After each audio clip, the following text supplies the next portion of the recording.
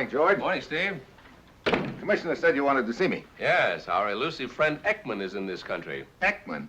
Don't tell me he's still floating around. Well, you know him as well as I do. Part-time foreign agent, part-time international information peddler. He's smooth and tough. Yeah, he's been in our hair a long time. What's he doing in the States? That's what I want you to find out. We know one thing. Ekman wouldn't be connected with the thing unless it was big. And right now, that's what mystifies me. What do you mean? Well, why do you suppose Ekman would want to steal an old Civil War map? You know, for a moment I thought you said... You heard me. That's what I said. A Civil War map yet? Are you kidding? He stole it from the home of a Colonel Carruthers in Richmond just this morning. Yeah, but I still don't see why a Civil War map would be... Neither do I. That's why you're going to Richmond.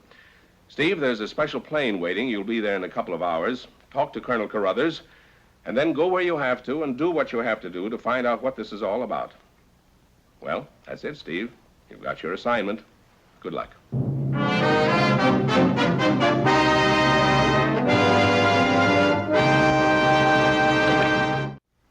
Well, I've had a lot of screwball assignments in my time, but this one takes the cake. Lasso a slippery foreign agent named Ekman and try to find out why he swiped a Civil War map. I suppose the next thing I'll find out is that I'm up against a plot to blow up Chesapeake Bay. 2 hours and 20 minutes later, I arrive in Richmond. I head for Colonel Carruthers' place outside the city. Yes, sir? Colonel Carruthers? Mr. Mitchell, I presume? That's right, Steve Mitchell, Colonel. Well, come right in, Mr. Mitchell. Come right in, sir. Sit down. Thank Sit you. down, sir. Are you any relation to Randolph Mitchell of the South Carolina Mitchells? Well, not to my knowledge, Colonel. Well, that's too bad, sir. Splendid family, splendid in a true Southern tradition. Well, I'm sure they are. Colonel, they sent me down here. Yeah, they told me over the telephone, but I must confess I'm a bit puzzled why they'd send a man from Washington to investigate such a minor theft, Mr. Mitchell. But then the things they do in Washington have puzzled me for quite a spell now. Well, we were wondering if you could give us any reason why a foreign agent would want to steal an old map of a battle in the Civil War. Mr. Mitchell, we in the South always refer to the incident which you have just mentioned as the war between the states. Oh, I'm sorry, Colonel. As an historian, I've always held that had conditions been a little different, we in the South... Well, there's no doubt about it, but exactly what did this map show? It had to do with the Battle of Fredericksburg, sir. The Confederate troops under the command of Colonel... Indeed they were. What was the date? December 1862. It began just before sunup. It was a miracle of military strategy, Colonel. Thank you, sir. Thank you. This map was just a rough sketch, but it was actually used by our army, and that made it of value to a collector. I see. Did you know this man, Ekman? He was a scoundrel, sir. Passed himself off to me as a Mr. Claiborne, defaming a fine old Southern name. Oh, what was he doing here? Well, he claimed to be writing a book on the Battle of Fredericksburg, and I remember thinking it was rather strange at the time. What was strange? Why, because this here book here on the same subject was published a month ago. One in which my relics and research appear quite prominently. But to get back to this... Ekman. Yes, he wanted to browse through my books and relics. Now, it happened that I was dressing up to look like Colonel Jeb Stuart for a masquerade ball we were giving, so I let him. And about an hour later, after I finished varnishing up the visor of my cap, I discovered that the map was missing and that scoundrel with him. I don't get it. Would you care to see what the map looked like, sir? Have you got another one? Well, I haven't got a copy of it, sir, except in this book. It was just one original map, of course. It's on page 263, approximately. Here, just in passing, sir, there's a picture of that fine Southern gentleman, Colonel Jeb Stuart. There's a picture taken of a cavalry charge. That's very interesting, Colonel, but the map...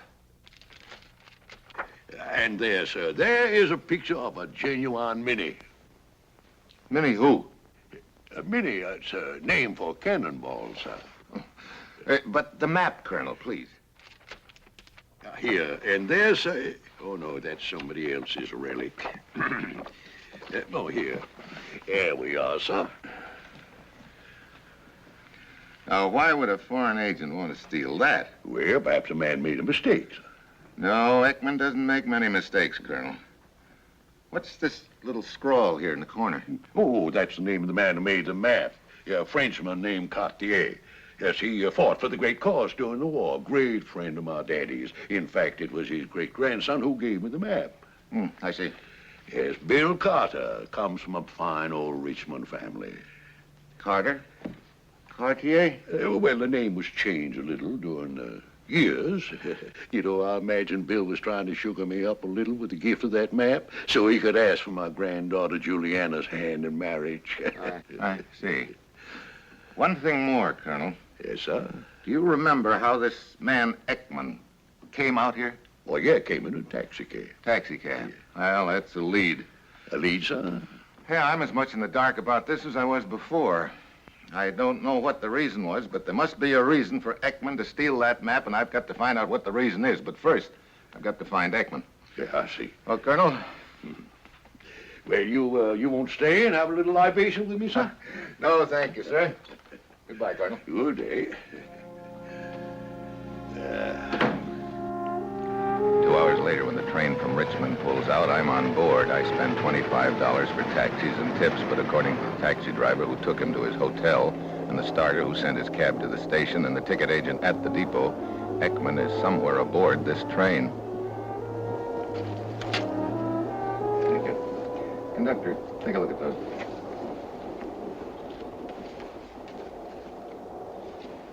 What can I do for you, Mr. Mitchell? Sit down, if you got a minute. Conductor, I'm looking for a man named Ekman. I believe he's aboard this train. Ekman? You know what sort of accommodations he has? No, there you got me. Well, of course, if he's in the chair car, we wouldn't have a record of his name. Doesn't seem to be on our list of compartments or drawing room. Well, he uses several aliases. He used one this morning in Richmond. Claiborne. Claiborne? No. Got a description of him? Yeah.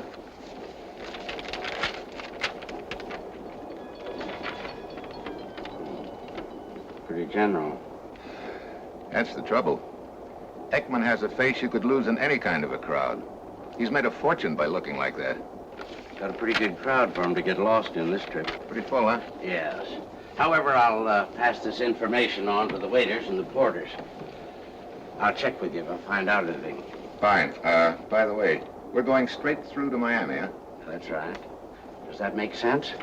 This, Ekman, think he'd be headed that way? Timbuktu, Miami, right now. Nothing makes sense in this deal. Well, make yourself at home in the club car, Mr. Mitchell. Thank you.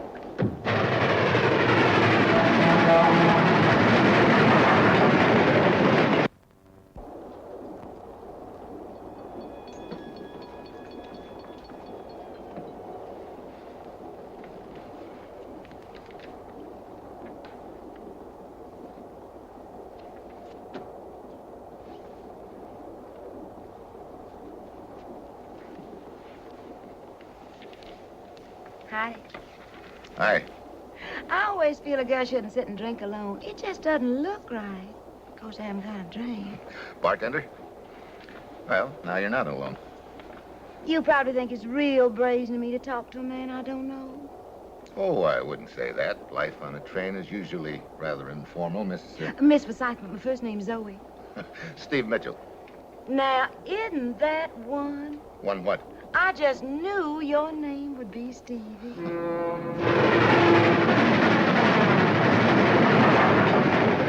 Poor little helpless girl like me needs friends wherever she is. Helpless?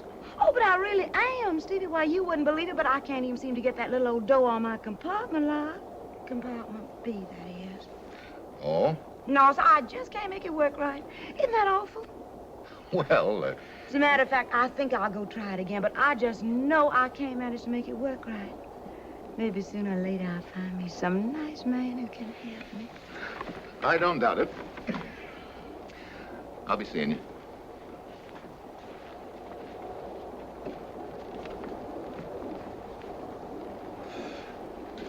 Quite a number, friend. Hmm? I say, little lady, quite a looker, isn't she? She's looking all right. Cully's the name. John J. Cully, Acme Button Company. Mitchell's mine. So you sell buttons, huh? Well, I don't give them away. Yes, I expect I've sold an average of 2/3 of a button to every man, woman, and child in this country. Well, that's quite a record, but what good is 2/3 of a button? Hey, you're pretty quick on the uptake, aren't you, huh? Oh, I'm card. Yes, you ought to be shuffled and cut. Yes, sir. I guess I've sold buttons in every state in the Union. The zipper hasn't got you scared, huh? Well, see, you know, that used to be a pretty nasty word to me. But the way I got it figured out now, it's a big world, friend. There's room for the zipper and the button. Well, that's reassuring. Yes, as our president said to me not over a week ago, he said, JG, go out and button up the whole world. Say, that's a great thought. Oh, yes, very inspiring.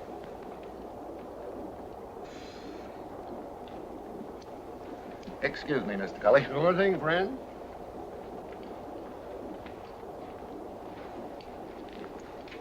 One of the porters tells me that a man answering this general description is in drawing room D in the next car forward. Oh. He has reservations under the name of Pettibone. Might be the man you're looking for. Thanks.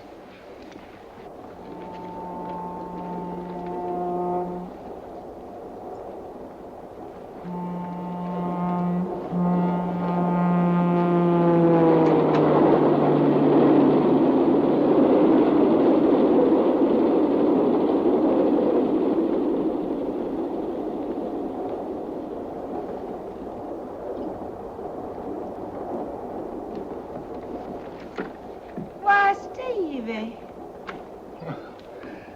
This magnolia blossom. I thought your compartment was B. Oh, it is, but when Mr. Pettibone was kind enough to invite me in for a little old drink, Where is Mr. Pettibone? he just went back to my compartment to get my cigarettes for me. My stars! You're not Ekman. Ekman? Of course not. I'm Pettibone. But if you're a process server or a private detective... Oh, great. Good evening, and thank you, Mr. Pettibone.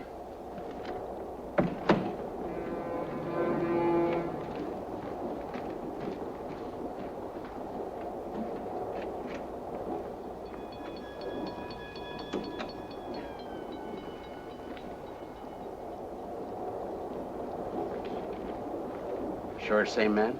That's right. Any luck? Yeah, all bad. I may have a lead for you. Yeah? The waiter just told me that a man answering this description ordered his dinner sent into compartment G. Same car, just after we left Richmond. Okay, I'll try again. Thanks.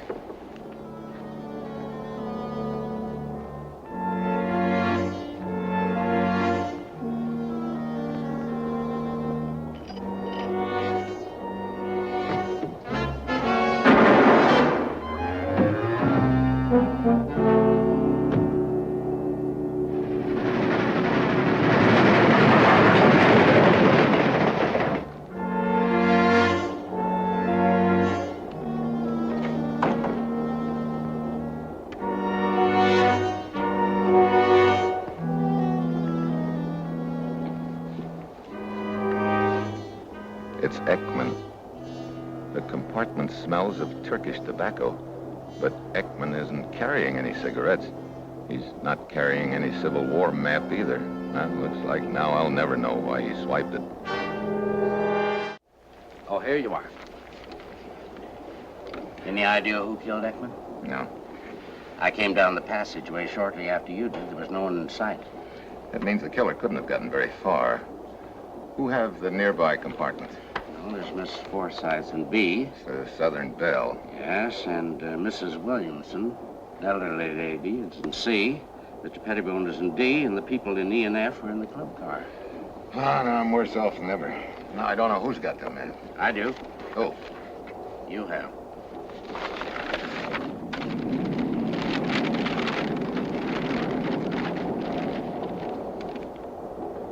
hey. That's it, all right. Where'd you get it? From the steward. Ekman gave it to the steward to lock in the dining car safe. I thought I'd better take a look and see what is in it. What's so important about it? There you've got me. Just a rough sketch drawn 90 years ago by a guy by the name of Cartier.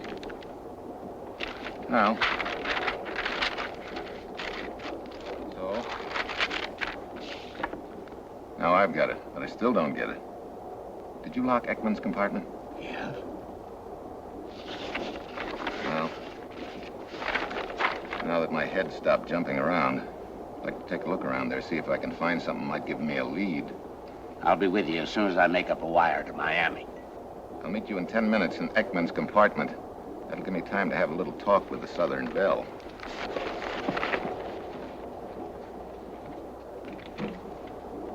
Well, I say. Hello, Zoe. I just bet you finally came to see if you can help me fix this little old lock on my door. Not exactly. How long did you stay at Pettibone's after I left, Zoe? Only a minute or two, Stevie. Why do you ask? A little while ago, a man was murdered a couple of compartments from there. Murder? You wouldn't know anything about that, would you? Of course. A murder? The things that can happen on a train. Yeah, the things that can happen on a train. Have you got a cigarette? I just remember. I'm all out. I see. Well, I'll see you later. Oh, you're sure not gonna leave so soon, now, are you? Be brave, honey child.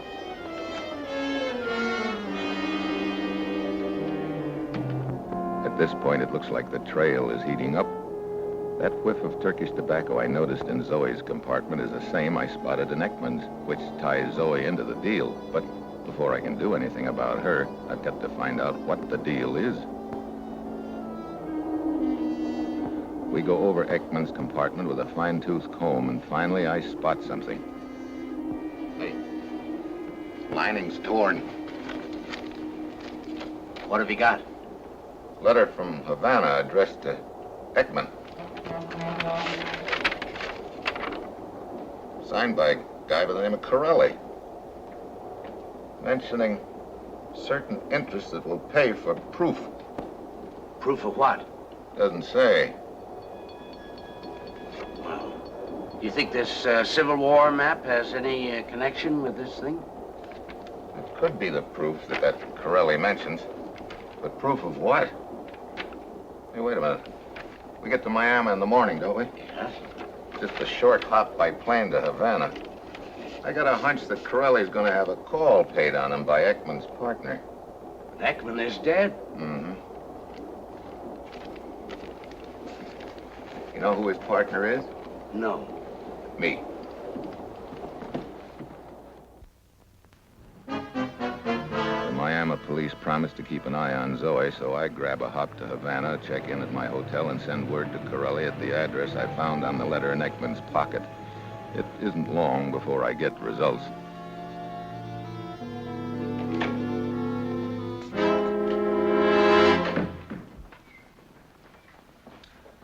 Corelli? Yes. Who are you? Friend of Ekman's. That is easy to say, but difficult to prove. Ekman has no friends. Where is he? Somebody caught up with him. He's dead. You killed him. But no matter. So now you want to make a deal. What is it you have to sell me? Don't you know? Of course. The question is, do you? The map of the Battle of Fredericksburg. You are too smart to have it with you. Wrong, Corelli. But big enough to hold on to it till I get my price. There is only one price. $10,000 American from the interests I represent. Another $10,000 from the Altras family. The Altras family. Maybe it's worth more dough than I thought. I would advise you strongly not to try to bargain. Any further delay might ruin the entire transaction. All right, I'll let you know in a couple of hours. I will return at 8:30.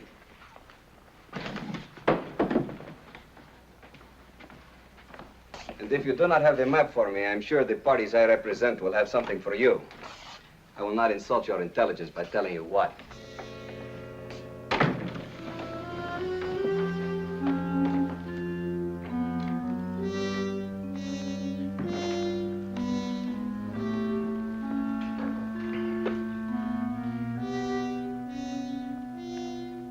Get me Washington. LD 541. At last, I've got a lead, or rather a name, the Altras family. I put in a call to the commissioner's office and ask for a check on them. Then I go downstairs to dinner.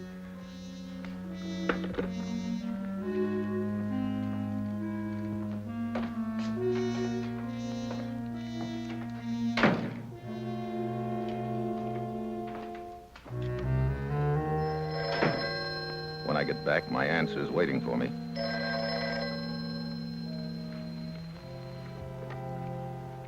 Hello. Well, we drew a blank on the first name he gave us. Plenty on file about the Altraz family. Okay, George, let's have it.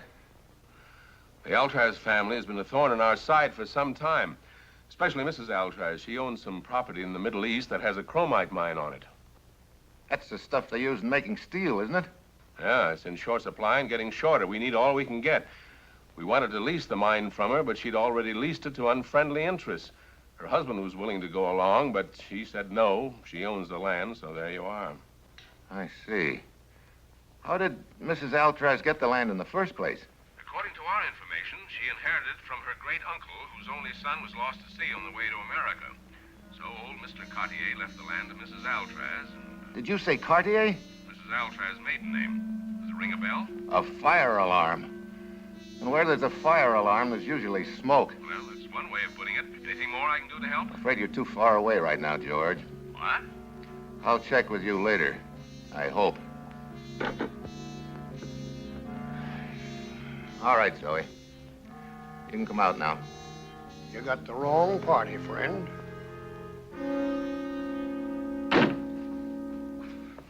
And there's just one more thing I have to button up, you. And I can do it very nicely with just one slug.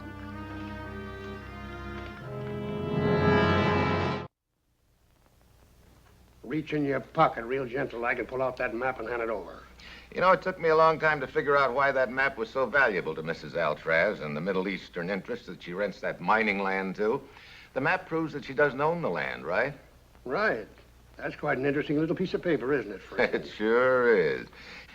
You know, she inherited that from old Cartier when he thought that his only son was lost at sea on the way to America. But he reached America, and he drew that map, and he signed it with a date. And he's got a lot of direct descendants right now living in Richmond, Virginia. Take young Bill Carter, for instance. He's the one that gave the map to old Colonel Carruthers. So you're a bright boy, aren't you, friend? Got it all figured out. Too late. You killed Ekman, too, huh? Merely to increase the profits. Originally, it was going to be a three-way split. You, Corelli, and Ekman. Now it's a two-way split, huh? One-way split. I'll be gone before Corelli arrives. Hey, you're a real go-getter. That explains the Turkish tobacco smell in Ekman's compartment. You were leaving, you heard the conductor coming down the passageway, so you ducked into another compartment, Zoe's. She was with Pettibone at the time. Now, look, friend, Stolen's not going to do you any good. Now, just trot out that map and hand it over. I haven't got it on me. Well, give me that. I've been over these rooms. You haven't been as thorough as you thought, Button Boy. It's over there. No sale. I've been through those drawers. You weren't quite as thorough as you thought you were there, Button Boy. You see, it's taped to the top of the partition between the drawers. I think it's in that drawer right there. Now, Okay, I'll get it. no, you won't. Not so fast. You may have a gun in there yourself. I'll get it. Up.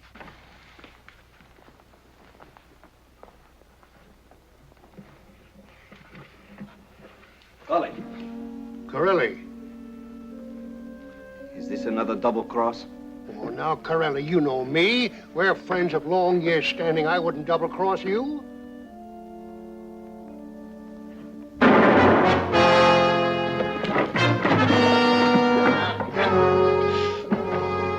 What's the matter? Did I hurt the little Patty? Oh, now, look. Look, friend, maybe we can make a deal.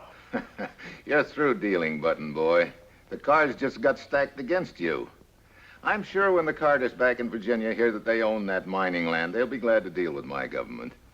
You know, when you were little, you learned to play that game wrong. What do you mean? Button. Who's got the button? Me. Okay, here we go.